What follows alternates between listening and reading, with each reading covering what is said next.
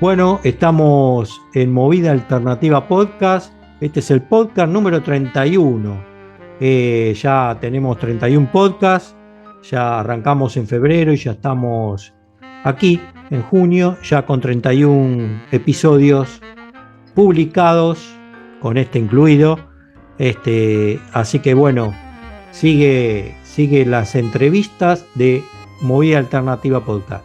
Y hoy no es la excepción, tenemos a un músico argentino, a un saxofonista y compositor, Jorge Retamosa, del Jorge Retamosa Cuarteto.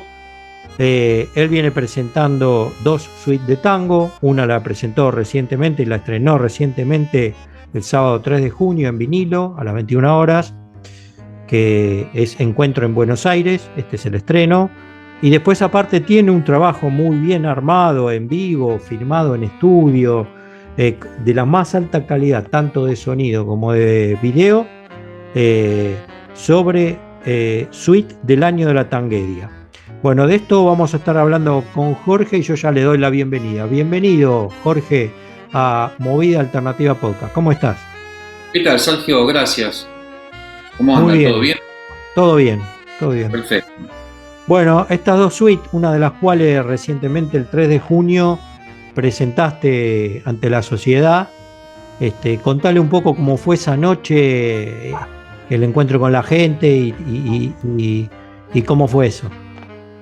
Bueno, ha sido muy positivo porque estaba todo el auditorio, se había vendido todas las entradas. Ese es un lugar que a mí me gusta tocar porque es un lugar que tiene un lindo piano y se puede tocar Así es. acústico. Y bueno, mantiene un poco el espíritu de cuando estaba en Palermo, ahora está en San Cristóbal. Los últimos discos físicos que yo hice los presenté ahí en los últimos 10 años. Ahora, bueno, la realidad ha cambiado en términos de que las producciones son todas virtuales, al menos hasta que en algún momento se pueda hacer alguna otra opción de tener, no sé, un vinilo. Eso habrá que ver cómo surge. Pero bueno, estuvo muy bien. Presentamos el material nuevo que yo había estado preparando durante el segundo año de la pandemia.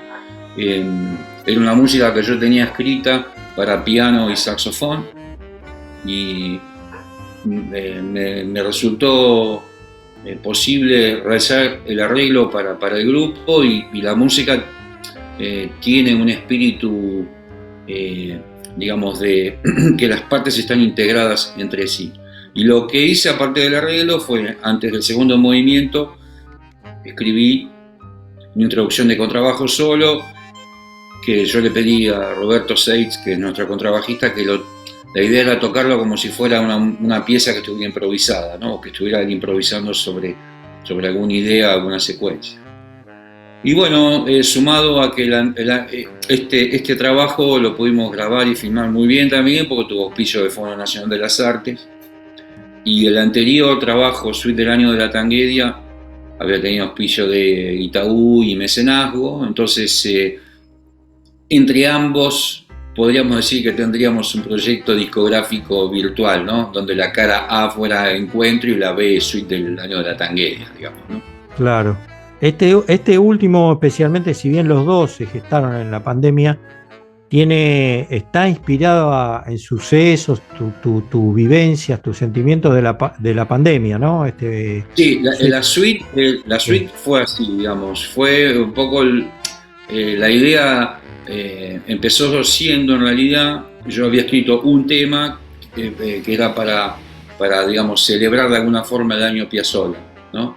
Claro. Y entonces, como después vino todo el problema mundial que vino, tomé ese tema y lo empecé a desarrollar. Y bueno, había más tiempo, así que hice más desarrollo y quedaron en 4 partes bien diferenciadas en términos de espíritu de cada una de las partes, pero tienen una unidad, digamos, ¿no? Tienen Claro. una unidad, ya que digamos, toda la música se escribió a partir de los primeros elementos del primer tema. Bueno, si vos me das permiso, voy a nombrar al cuarteto entero. Sí, claro. Sí, sí. El cuarteto de Jorge Retamosa está compuesto por Franco Bruscini en bandoneón, Gastón Arisquiri en piano, Roberto Seitz, como lo nombraste, en contrabajo, y por supuesto vos, Jorge Retamosa, en saxo barítono, arreglos y dirección. Ese es el cuarteto. Bueno, ustedes estuvieron los cuatro ahí en vinilo,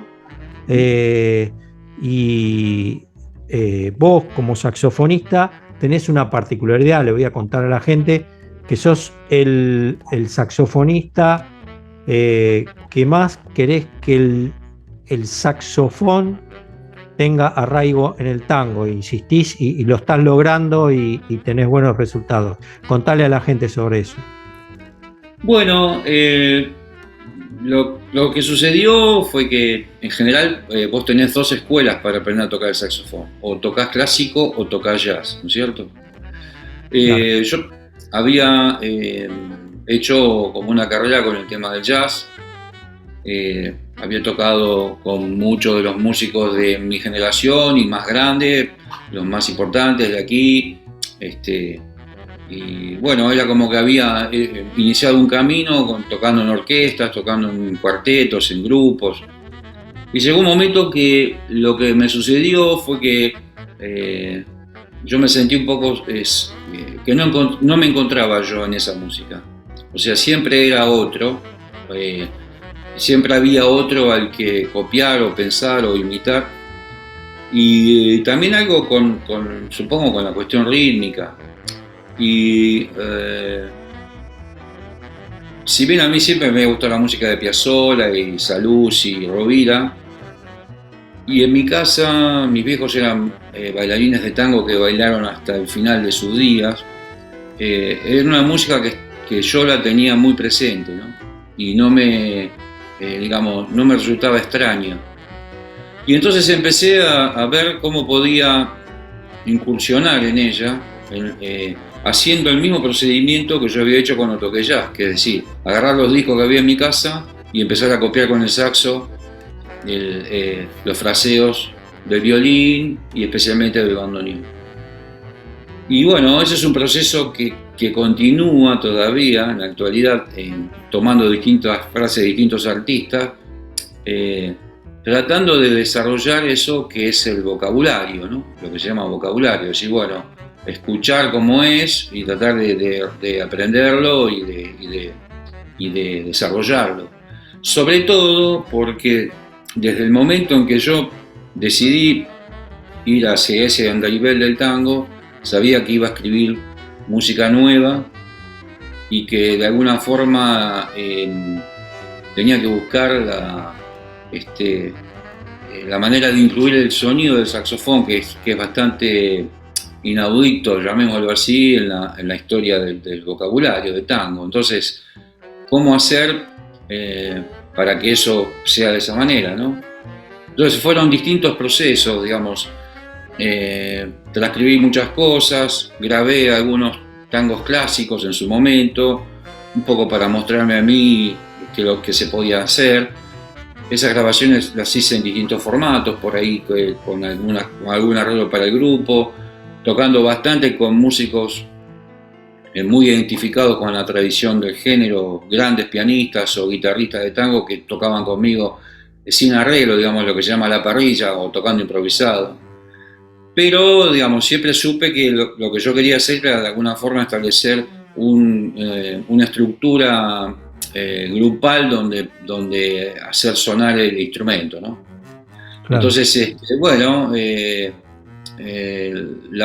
la forma de orquestarlo fue cambiando con el tiempo. O sea, yo empecé con el saxo alto, después pasé al tenor y, digamos, con el paso del tiempo, la situación actual de tocar con el saxo barítono fue la que más me convenció, ¿no? En el sentido que, estando el bandoneón en una formación, el barítono me parece que es el instrumento que mejor se puede desarrollar sin perder su condición en el lugar donde suena, ¿no? Claro. Porque el alto y el tenor compiten mucho en el espacio sonoro del bandoneón. Entonces, todo esto que te cuento en 10 palabras llevó unos cuantos años, Me ¿no? imagino, es todo como un laboratorio musical que se fue gestando, digamos, la combinación de una química y estas cosas que vos decís te fuiste dando cuenta con el andar de las presentaciones y las grabaciones. Claro, y tocando mucho, y bueno, al principio viendo cómo poder orquestar, porque por ahí eh, usábamos percusión, porque los platos de la batería se mezclan bien con el saxo alto y con el saxo tenor, y dejar el bandoneón relacionado con otro instrumento. Y bueno, cuando encontré lo del barítono, hace 10 años casi, o un poquito más, como que dije, bueno, la sonoridad del cuarteto es esta, ¿no? Claro. Así que yo digamos, me sentí, como decirte, que había encontrado una forma de desarrollarlo. Bueno, todo esto que me contás a mí, vos lo plasmaste también, aparte le cuento a la gente, y me vas a hablar un poco más vos de eso, plasmaste todo esto en 2 libros, ¿no? Que relacionan al saxo, tu instrumento, con el tango. ¿Cómo es eso? Bueno, el primer libro se llama El tango desde el saxo, los títulos no son muy originales. Eso fue un encargo de la editorial Melos, que es la editorial de música que ha quedado de alguna forma en pie. Ellos querían que escribiera o que de alguna forma de mi experiencia de años de tocar y de dar clase la pudiera volcar en un proyecto de libro. Y eh, bueno, un poco cuando alguien te pide algo, ahí tenés que, eh, digamos, negociar cosas, digamos, qué es lo que necesita la editorial y qué es lo... Entonces yo en ese libro expresé parte del trabajo y otra parte era un poco el pedido de la editorial, qué tipo de elementos tenía que tener, ¿no? El segundo libro es un poco estaba más en relación en la forma en que yo quería que fuera el libro, ¿no? El primero. El segundo libro está basado en una de las cosas más importantes del vocabulario del tango, que es la variación. Entonces, las variaciones históricas, hay 12 más o menos o 15 variaciones históricas que están sacadas de los discos, están sacadas nota a nota y están pensadas para los instrumentos de viento de si bemol y de mi bemol, o sea que un clarinete también los puede tocar. Cada uno de los ejercicios está vinculado a un link de YouTube donde vos tocas con la grabación original. Está re piola. Sí. Y entonces tiene las variaciones históricas, hay algunas variaciones originales de cosas que yo o Jerónimo, que es el otro artífice del libro, Jerónimo Guerrieri, escribiera. Y luego hay un capítulo que tiene tres solos de Piazzolla, como si fueran los solos que estudia un músico de jazz cuando compra un libro de Coltrane o de Parker, extraídos nota a nota de grabaciones en general en vivo. Y después una cosa que creo que es lo que yo aporté como más importante en la didáctica del aprendizaje de tocar tango con el saxo, que es agarrar un arreglo de orquesta y todos los episodios melódicos que vos escuchás, ya sea del piano, del bandoneón, de las cuerdas, o sea, quién es el que lleva la melodía en ese momento, están transcriptos para el saxofón. Entonces es como una especie de saxo orquestal donde tenés una cantidad de compases donde tocás desde el primero hasta el último compás, siempre en rol melódico. Eso es para incorporar la articulación especialmente, el vocabulario, el fraseo, la respiración. Entonces, eso, por ejemplo, hay versiones desde Troilo a D'Arienzo, a versiones orquestales donde, por ejemplo, canta Goyeneche y vos tocas la parte orquestal. Eso creo que ha sido tal vez el aporte que yo considero más profundo en el tema del aprendizaje, porque sé que ese mecanismo se utiliza bastante en las instituciones en la actualidad y para otros instrumentos, los que estudian clarinete, de tango, claro, de folclore o de jazz, o flauta, utilizan ese mecanismo que te estoy comentando de tocar todo el arreglo junto con la orquesta, ¿no? Y luego hay un capítulo final donde hay unas pistas de acompañamiento de piano con trabajo para poder tocar secciones de los tangos, las secciones más emblemáticas de algunos tangos, para poder improvisar sobre también uno de los componentes del tango, que es la milonga. O sea, es un libro más, ¿cómo decirte?, un poco más específico y más direccionado a tocar y no tanto a la explicación de los fundamentos del tango. Está bien. Vos sos una persona que permanentemente estás en proyectos.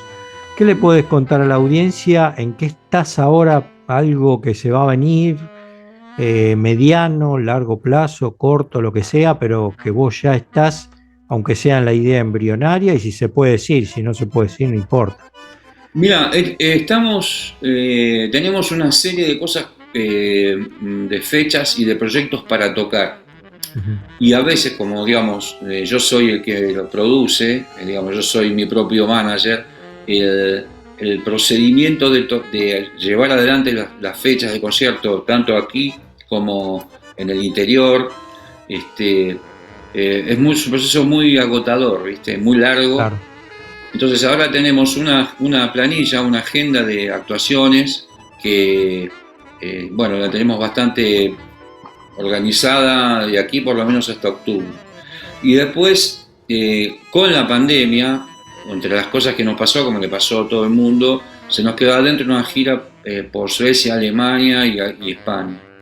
Y entonces estamos tratando de reflotarla para el año que viene, porque la íbamos a hacer este año fue medio imposible, entonces vamos a ver si la podemos programar para el próximo año. Proyectos discográficos, no, sí tengo unas cosas una obra que está escrita para saxo, tenor y cuerdas, que quisiera, digamos, conseguir la manera de hacerla como cuando hice, no sé si tuviste la oportunidad de escuchar una filmación que yo hice en Alemania acerca de los 6 estudios tanguísticos de Piazzolla, que es cuerdas y saxo alto. Estuvimos charlando anterior, ¿te acordás? En la entrevista anterior, sí. En el estudio de Radio en Casa. Sí, está bien. Un poco la idea sería tratar de llevarlo adelante de esa manera, ¿no? Porque es lo que a mí me provocaría cierta alegría poder hacerlo así. Claro. Pero digamos, no está, o sea, la música está terminada, yo tengo que estudiar todavía un poco eso que escribí. Tengo una agenda de conciertos ahora para hacer acá y en un par de lugares más en el interior del Gran Buenos Aires. Vamos a tocar ahora en San Telmo, tenemos que tocar en un par de lugares más, entonces no hay demasiado tiempo para pensar en otros proyectos, ¿no? Claro. Primero esto y después veremos con lo otro cómo. Exactamente, sí, aprovecharlo un poquito más. Bueno, le cuento a la audiencia, para aquellos que recién empiezan a escuchar el podcast, que estamos con Jorge Retamosa, del Jorge Retamosa Cuarteto, que viene de presentar 2 suites de tango, una Encuentro en Buenos Aires, que fue el estreno de este año, que esto lo hizo el sábado 3 de junio a las 21 horas en Café Vinilo, y después tiene otro trabajo que es Suite del Año de la Tanguedia 2022, producto de la pandemia y de los 100 años de Piazzolla, así que el año piazzoliano, así que eso es lo que estuvimos charlando con él hasta ahora. Jorge, las redes sociales para la gente que vio esta entrevista y le resulta inquietante o llamativo y quiere saber tus redes sociales. Bueno, Jorge Retamosa en uno en Instagram, después está Jorge Retamosa en Facebook y después está el canal de YouTube, también Jorge Retamosa, nos pueden buscar, ahí están todos los, digamos, los videos recientes y vamos publicando ahí las actividades que vamos llevando adelante, ¿no? Bueno, no tengo más que ya se está terminando el tiempo de esta plataforma que tiene una limitación, así Bien. que no tengo más que agradecerte que te hayas tomado, después de estas presentaciones y toda esta agenda cargada que tenés, te hayas tomado el tiempo para charlar con Movida Alternativa. Y Me conmigo, gustaría, ¿no? para cerrar, invitarlos al Por viernes, supuesto. el viernes 14 de julio. A las 9 de la noche tocamos en Yoshila Camp, que es un club que está en San Telmo, en la calle Balcarce 780, a las 9 de la noche el viernes 14 de julio. Bueno, aquí la audiencia de Movida Alternativa ya sabe, una buena noche, 14 de julio, ahí en San Telmo, donde dijo Jorge, es una cita para no perderse. Bueno, Jorge, un abrazo grande, muchas gracias otra vez y gracias también a tu tocayo, a Jorge Pereira, que también nos puso en contacto para que podamos charlar otra vez. ¿Cómo no? ¿Cómo no? Te agradezco mucho. Hasta la próxima. Saludos para todos. Hasta la próxima.